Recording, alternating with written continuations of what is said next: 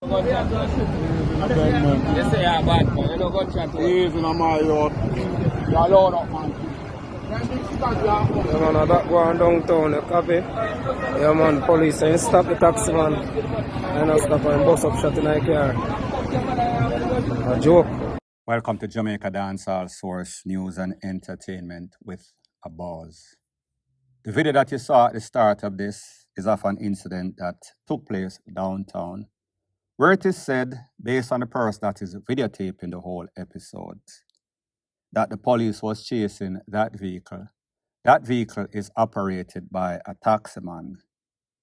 I think that the police gave him instruction to stop and he decided that he was not going to stop. There was a chase. And during the chase, the police discharged at least one round in the vehicle. The hole in the vehicle is evidence if based on what this man is saying is true. Now, people, here's the thing. When it comes to taximan and police, squaddy and cabby, there's no love lost.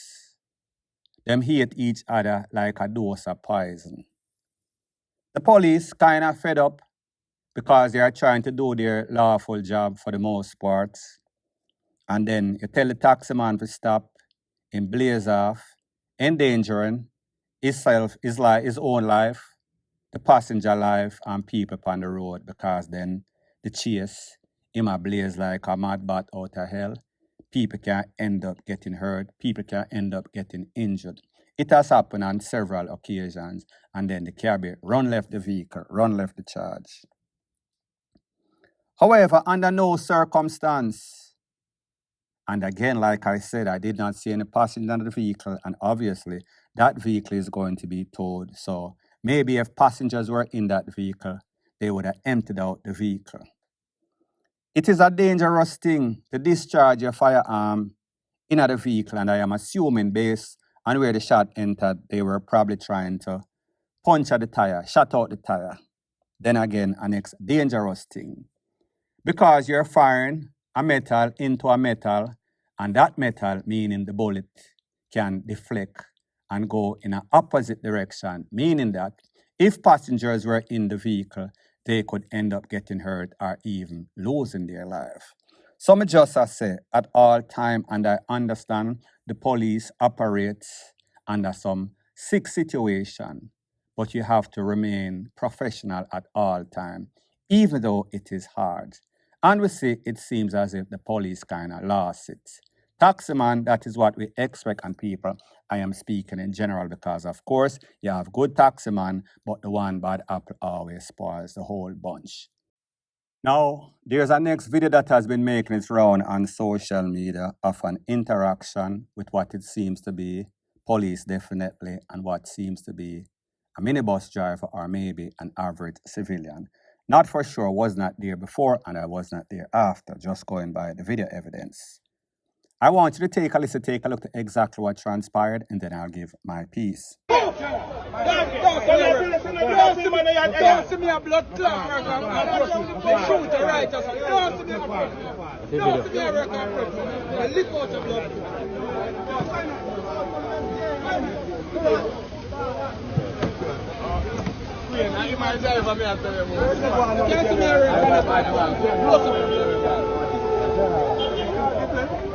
Yeah, Daily. Don't let me. So what him do?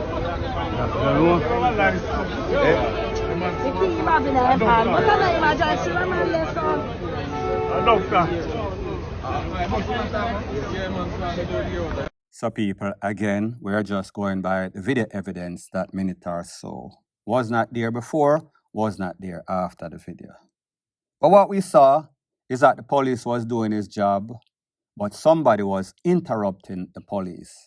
Somebody was saying something that was to the dislike of the police, and he made his mind be felt. He made the man know, say, listen, whenever you see me I do my job, don't interrupt with some expletive, and tell him, say, listen, if you do that again, me I go put a cap in your head, bust out your head or something to that effect. People, that is not professional. However, on the other hand, there are always persons encouraging, facilitating the buffoonery, baiting up people, boosting up people to resist arrest, to be in entanglement with the police. Now, when the police are flare up and indisciplined people, that is a deadly combination that could lead to persons losing their life unnecessarily. So, like I've always said, a soft word turneth away wrath. Grievous words stir up anger. We see too much angry people in our society, meaning the police, civilian, minibusman, taximan. It is a recipe for disaster. Point blank and period. So the next thing that is popping in the news, it is called SIX, meaning the six, squash and his crew. It stands for snitching. Because the two most notable among them, gangster / dancehall artists, gangster being J-Man, dancehall artist / gangster, meaning squash. Both of them caught themselves in a very bad predicament between a rock and a hard place. And both of them are trying to save thyself.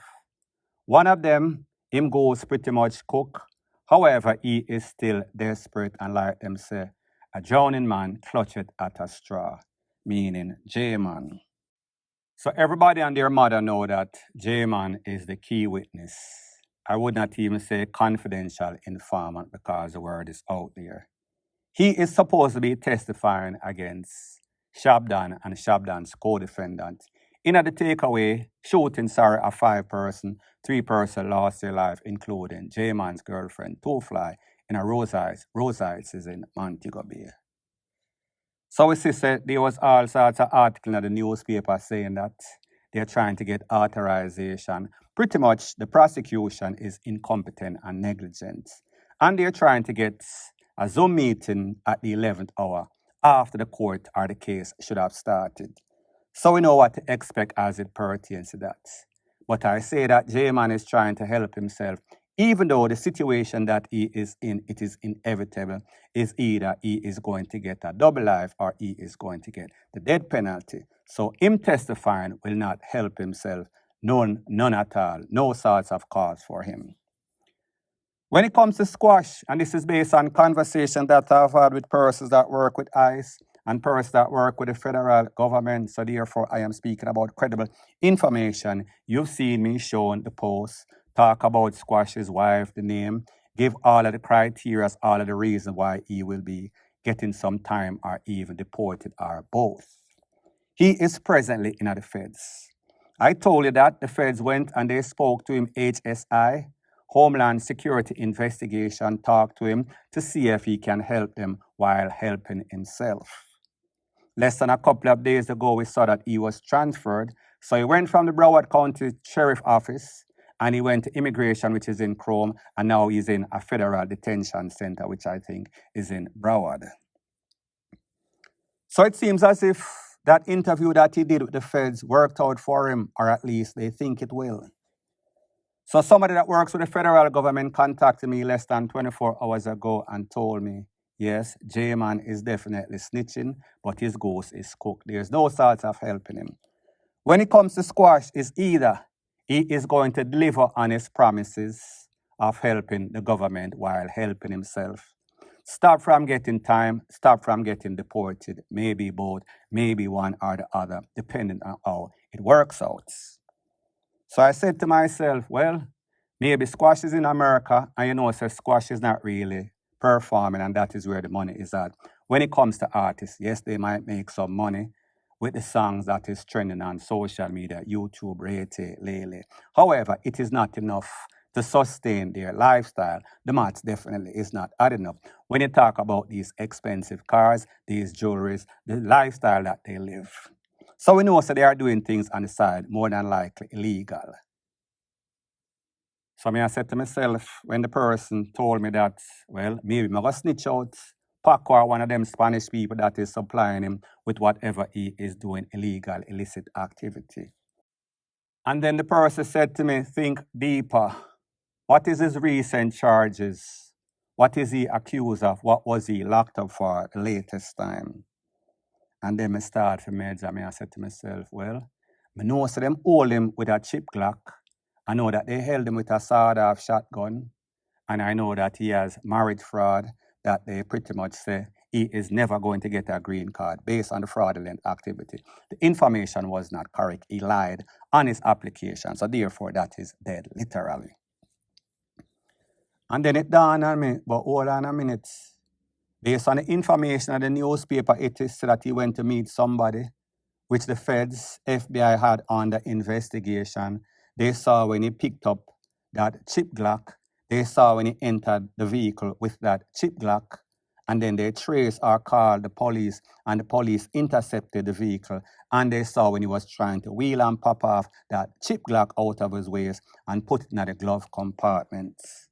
So I'm saying to myself, hold on, if they were investigating somebody and then Squash went and bought or pick up something illegal from what that person that they were investigating did, then that means that Mr. Squash would make a very good key witness because he bought from the person that was under investigation. So he would pretty much seal the deal. So the person nod them head and say, yep, you are 100% right. That is what they are banking on amongst other stuff because they think that he's a gangster. They think that he is involved in the selling of drugs, in the selling of guns. So therefore, they are hoping that he will sell out a bigger fish than himself, including the person that was under investigation for that tool, that chip Glock. So people, there you have it. The 6 is the SNITCHES, bitches, point blank and period. Hello everyone. This is my very first time coming on to TikTok since my incident. Some of you may know, some of you may not know, but on January the 17th this year, I was involved in an incident where I was shot twice, once in the face, once in the back, and I was stabbed 37 times. If this video doesn't send any message other than to let you know, I am still here, which means there is a God. My doctors all tell me that I am a walking miracle. So I just want to come on to let you know. I know people go through things, so I just want to let you know that there is a God, all right? So I'm not going to go too much into the detail of what happened to me that day, but I do want to say that I have been reading your comments. A lot of you have inboxed me. I thank you so much for your prayers, for your thoughts. I'm going to have my GoFundMe in my bio because I still have a very long road to recovery dealing with my hands and other things that we won't discuss right now. But again, it's not even about that. It's more so about your prayers, your support, your continued support. I can't thank you enough because I do go through a lot with the incident. So thank you all for your prayers. I am still here. There is a God. So whatever you're going through, just keep your head up and know you will be okay and you too will make it. So the next thing that is popping in the news, based on the video that you saw at the start of this, is a TikToker known as just TISH, TISHHH, couple of H's at the end of her name. On or about January or so, her ex attacked her, him juk her up 37 times and can her up twice, once in the face and once in the back. So this lady should change her name to Grace because it is pretty much amazing how she lived. She told you the doctor echoed the same sentiments. Now people like me say, sometimes people in a relationship and they meet people. That person live a double life, Jekyll and Hyde, bipolar, one side good, one side bad, good and evil. But sometimes there are signs, and people, I don't know this lady's situation, but usually when somebody attacks somebody, juke them up 37 times and can them up twice, usually that person have a history. They did not just snap, they've been snapping before. Sometimes people see the signs, sometimes people choose to ignore it in the name of love and sometimes finance. Sometimes people just whip and them can't get themselves out of a situation. Sometimes persons are stuck between a rock and a hard place. Don't know the circumstance, so therefore I'm not going to talk as if I do. But this lady is lucky to be alive, And like she said, it happened in January. We are now in April, so she's probably came out of surgery, recovery, therapy, still doing therapy. Because when you get that much injury to your life, to your body, physical being, it takes a toll on you. You have to do all sorts of physical therapy for walk, for bend, a whole bunch of muscle scars that cause problem. But she get a second lease on life. Hopefully, more than likely, if she live in America, that person is definitely locked up. That person will definitely never see a day in the free world again, based on the accusation, based on the charges that he got. So people, me just say, moral of the story is this. Whenever you're in any sort of relationship, man or woman, woman or man, vice versa, be very careful of that person that you pick up. Know that person. Try to get to know that person. Look out for the red flags. Look out for the signs, the telltale signs. And if and when you can, cut ASAP, point blank and period. So the next thing that is popping in the news is an update about a situation where we saw that the President of the United States made some proclamation that anybody, any country, Caribbean, CARICOM country, that is hiring nurses and doctors, health workers from Cuba are involved in human trafficking. They are exploiting these people for minimum wage. We saw that the government of Trinidad, the government of Barbados, and the government of the St. Vincent and the Grenadine, they came out and they said, listen, that is a sacrifice that we will make. We will give up our U.S. visa gladly. We are not going to make persons put our sovereign nation and tell us what to do, especially when these persons are helping out in our health sector. We saw that the government of Jamaica, the Ministry of Health, Dr. Christopher Tufton, and the government, they had some sorts of high-level meeting, and they're going to come out and make an official statement. Well, people, it seems as if that official statement is made through Dr. Christopher Tufton.